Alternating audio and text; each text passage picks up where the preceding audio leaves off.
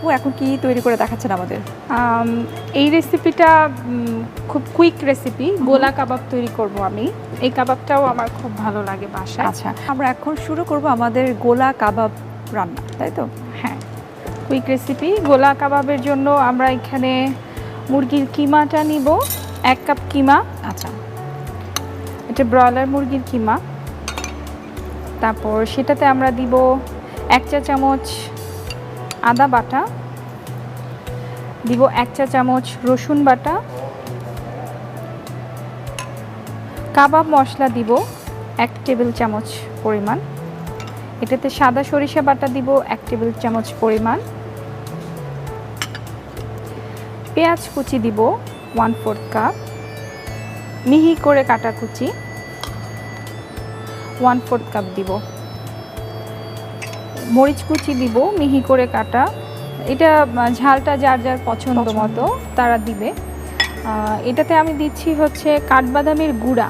আচ্ছা, চিকন করে কাটা কাঠবাদামের গুঁড়া, ড্রাইটা এটা, তাই তো? হ্যাঁ, ড্রাইটা। কাঠবাদামের গুঁড়া দিচ্ছি 3 টেবিল চামচ। এখানে পুদিনা পাতা দিচ্ছি 1/4 কাপ। পুদিনা পাতাটা একটু বেশি দিলে আমার কাছে মনে হয় কাবাবটার ফ্লেভারটা বেশি ভালো আসে। কাবাবে কিন্তু পুদিনা পাতার ফ্লেভারটা খুব ভালো লাগে। ধনে পাতা দিচ্ছি 2 চা চামচ।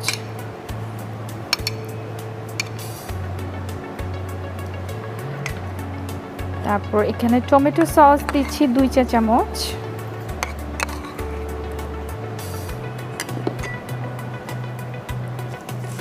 সয়া সস দিচ্ছি 1.5 টেবিল চামচ। আর এখানে আমি একটু বেরেস্তা দিব। কিছু কিছু ইনগ্রেডিয়েন্ট আছে যেগুলো আসলে রান্নার টোটাল প্যাটার্নটাকে চেঞ্জ করে ফেলে, যেমন আপনি বেরেস্তা এখন দিচ্ছেন, পুদিনা পাতা, হ্যাঁ, টেস্ট প্যাটার্ন। আর এখানে একটু ধনে গুঁড়া দিব। আচ্ছা,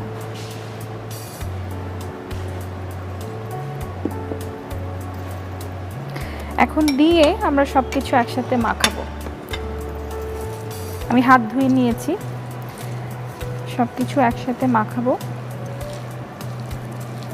এখানে আসলে যেহেতু বাদামটা ইউজ করা হয়েছে, আমাদের ফ্যামিলিতে তো আসলে অনেক মেম্বাররাই থাকে যাদের আসলে কিডনির সমস্যা আছে, তো তাদের ক্ষেত্রে কিন্তু আমি স্পেশালি বলবো যে তারা অবশ্যই বাদামটাকে একটু অ্যাভয়েড করে দিবেন। কারণ আমি যখন এটা আমার বাসায় করি, মূল রেসিপির এই বাদামটা আমি স্কিপ করি, কারণ আমার আব্বুর হার্টের প্রবলেম আছে।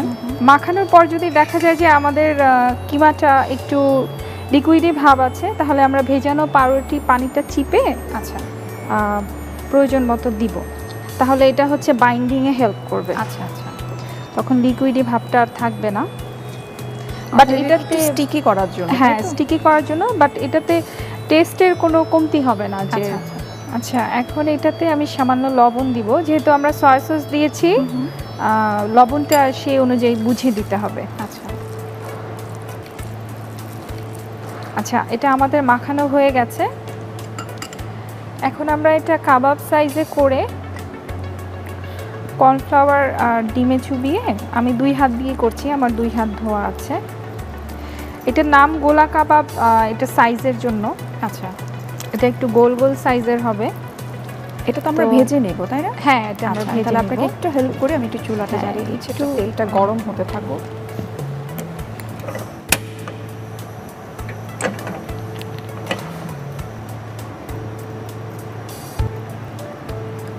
এটা আমরা ডিমে চুবিয়ে কয়েকটা বানিয়ে নিয়ে একসাথে, তারপর ডিমে চুবিয়ে আচ্ছা ভেজে নিব।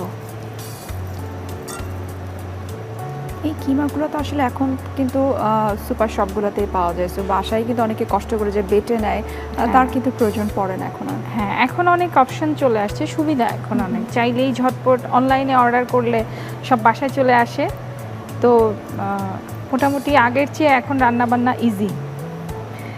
এই জন্য আমার মতো যারা ফাঁকিবাজ রান্না করে, বা যারা একটু কষ্ট কম করতে চায় কিন্তু রান্না করতে চায়, রান্নাটা পছন্দ, কারণ আমাদের মারা যেভাবে রান্না করেছে এত কষ্ট করে, এখন কেউই রান্না করতে চাবে না, সময়ও পায় না সবাই।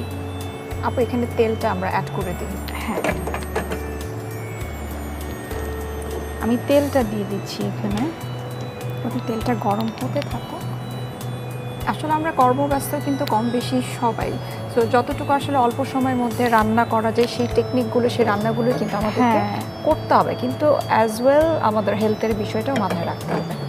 সেটাই, ডুবু তেলে ভাজবো এটা আমরা, এই জন্য তেলটা একটু বেশি নিব।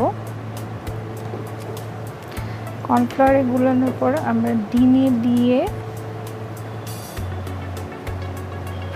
রান্নাটা তো আসলে নিজের কাছে, আমি হয়তো ইউটিউব দেখে শিখলাম বা অন্য কাউকে দেখে শিখলাম, বা বাকি যেটা কাস্টমাইজ করা বা ফিউশনটা তৈরি করা সেটা কিন্তু আসলে নিজের কাছে। কিছুটা নিজস্বতা চলেই আসে, যে আপনি রান্না করতে গেলে আপনার মনে হবে যে এটা একটু এভাবে না দিয়ে এভাবে দেই, মানে এক একজনের পছন্দ তো আলাদা, তো কারো এক একজন এক এক রকমভাবে একটু ফিউশন চলে আসে। কাবাব বানালে আসলে দুই হাতের ব্যবহার ছাড়া এটা সম্ভব না, এক হাতে করাটা একটু ডিফিকাল্ট। হাতে তেল দিয়ে নিলে তাহলে হাতে লেগে যায় না,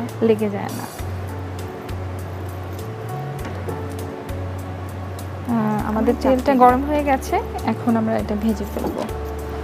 একটু মনে হয় মাঝারি আঁচেটা করতে হবে, আদারওয়াইজ হয়তো যে ক্রামটা পুড়ে যাবে। হ্যাঁ, বেশি মিডিয়াম আঁচে করতে হবে, বেশি এতে দিলে দেখা যাবে যে বাইরেটা পুড়ে গেছে, ভিতরে কাঁচা।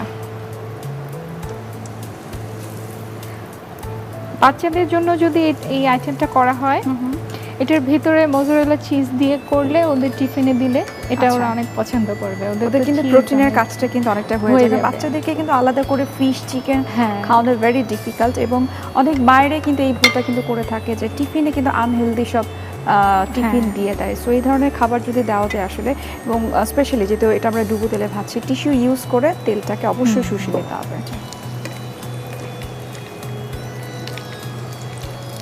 ব্রেড ক্রাম, অরেঞ্জ ব্রেড ক্রাম আসলে ভাজার পরে কালারটা এত সুন্দর আসে, এটা দেখলে অনেকটা যে মতিচুর লাড্ডুর মতো কিন্তু লাগছে দেখতে, এত কালারটা চমৎকার। সো বেশি ভাজা যাবে না, কালারটা নষ্ট হয়ে যাবে, এই জন্য অল্প আছে এটা ভেজে তারপরে দিতে হবে। আমরা টিস্যুর উপরে এক্সট্রা তেলটা সোক করার জন্য কাবাবগুলো ভাজা হলে নিয়ে নিব। আমাদের মনে হয় এটার কালারটা চলে আসছে, এটা এখন তুলে ফেলবো।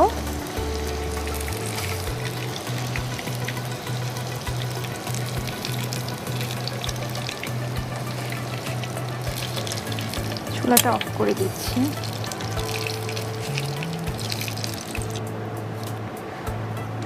টিস্যুটার জন্য আমাদের এক্সট্রা অয়েলটা সোক হয়ে যাবে। তৈরি হয়ে গেল আপু আমার তৈরি গোলা কাবাব। যেটা আপনি বলছিলেন যে গোলা কাবাব দেখতে আসলে গোল গোল হয়েছে, নামের সার্থকতা আছে এই আমাদের রেসিপিটিতে। Thank you.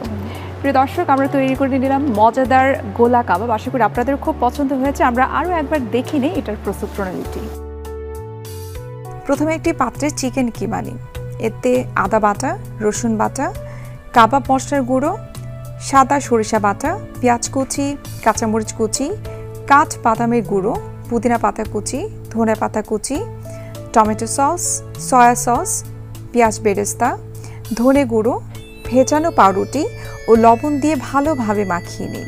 মশলায় মাখানো চিকেন গোলাকার করে ময়দায় গড়িয়ে ডিমে চুবিয়ে ব্রেড ক্রামে জড়িয়ে গরম তেলে ছেড়ে ভাজুন। ভাজা হয়ে গেলে নামিয়ে পরিবেশন করুন দারুণ স্বাদের গোলা কাবাব।